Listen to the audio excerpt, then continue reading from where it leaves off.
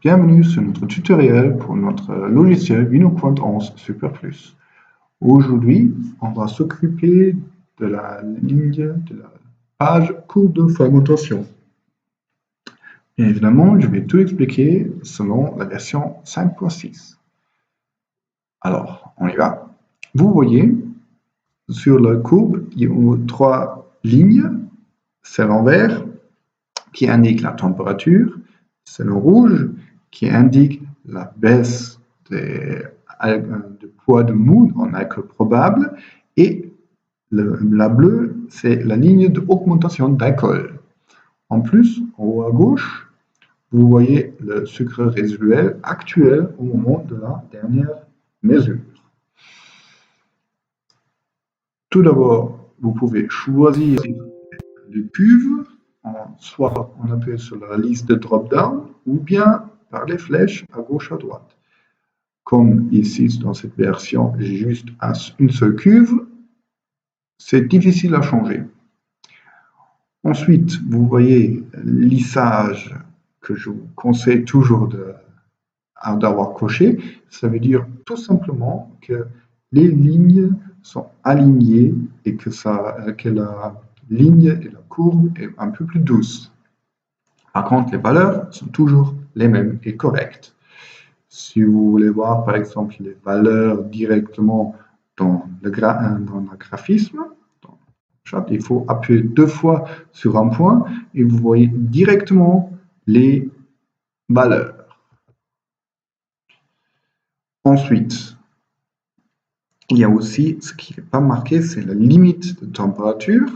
C'est ce que nous, on a rentré pendant la fenêtre de saisie le couloir de température, comme vous voyez ici. Ça s'affiche avec des petites lignes comme un couloir ici. Pour ne pas trop déranger, je vais le masquer. En plus, sur le côté gauche, vous voyez toujours le volume de poids de mou en alcool probable. Sur le côté droit, vous voyez la température et aussi l'alcool. En bas, vous voyez la timeline. Ensuite, si on passe sur la base de données, vous voyez tout simplement la date et l'heure de la mesure. La valeur mesurée brute, ça veut dire, comme vous savez, notre logiciel il travaille avec un réfractomètre. Les valeurs qui viennent du réfractomètre sont faux. Le programme lui-même corrigera les valeurs au rapport que vous avez rentré, au rapport ce qui s'est passé dans la cuve. Les valeurs brutes sont les valeurs que le réfractomètre a envoyées au logiciel. Ensuite, la température adapte à l'heure de la mesure, soit rentrée par notre sonde thermique qui fait aussi part de notre kit complet, ou bien rentrée à la main. Ici, vous voyez les valeurs mesurées corrigées, c'est-à-dire les valeurs qui sont rentrées par le réfractomètre, ils seront corrigées au rapport de l'histoire dans la cuve. Ensuite, vous voyez l'alcool actuel au moment de la mesure, aussi calculé selon les données, et le sucre résiduel. Vous voyez bien évidemment au premier moment où il y a effectivement encore 0 alcool, on a une telle valeur, et par exemple si on descend un tout petit peu, vous voyez la valeur brute, il était à 6,2. La valeur réelle était à 4,6 et l'alcool à ce moment-là, à ce stade-là, était à 5,7 grammes par litre, pour son volume d'alcool, et le sucre résiduel, il était à 97, plus ou moins 6 grammes par litre.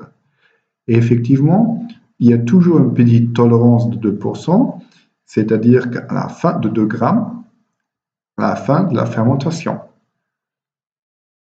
Ensuite, si par exemple vous avez trompé en rentrant, en tapant manuel, il y a toujours la possibilité de corriger les valeurs. C'est-à-dire si, par exemple, on veut corriger, je ne sais pas, on va dire corriger valeur numéro 11, on va appuyer sur, on va taper jusqu'au 11.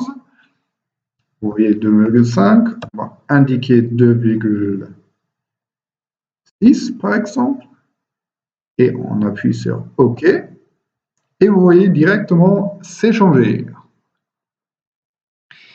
Éditer liste, ça veut dire que ça peut être sauvegarder cette liste sous Excel, n'importe où vous voulez.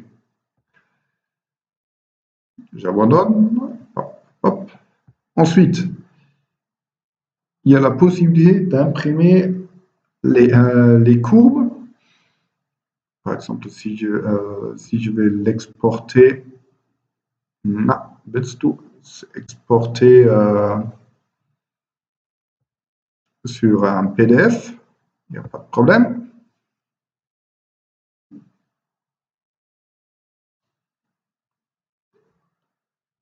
On va taper test français.